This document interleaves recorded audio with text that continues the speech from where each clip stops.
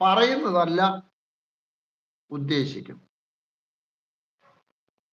നമ്മുടെ ജീവിതത്തിൽ ഇത് വല്ലതും ഉണ്ടോ? നാവ് കൊണ്ട് ചതിക്കുന്നു. ആളുകളെ ആകർഷിക്കാനോ സ്വാധീനിക്കാനോ ഉപയോഗിക്കുന്നതായ വാക്കുകൾ പരമാർത്ഥമല്ലെങ്കിൽ ചതിവാണ്. പിന്നീട് സർപ്പവിഷം അവരുടെ അധരങ്ങൾക്ക് കീഴേ ഉണ്ട്. സർപ്പത്തിന്റെ വിഷം എന്ന് പറഞ്ഞാൽ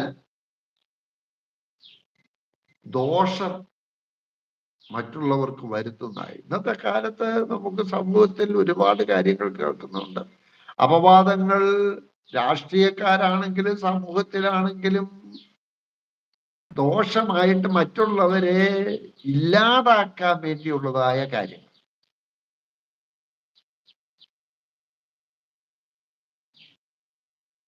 മാങ്കൂട്ടം ശരിയോ തെറ്റോ എന്ന് എനിക്കറിയാം. അവനെതിരായിട്ട് ഒരുപാട് കാര്യങ്ങൾ പഠിപ്പിക്കുന്നുണ്ട്. അദ്ദേഹത്തെ സപ്പോർട്ട് ചെയ്യുന്ന ആളുകൾ വേറെ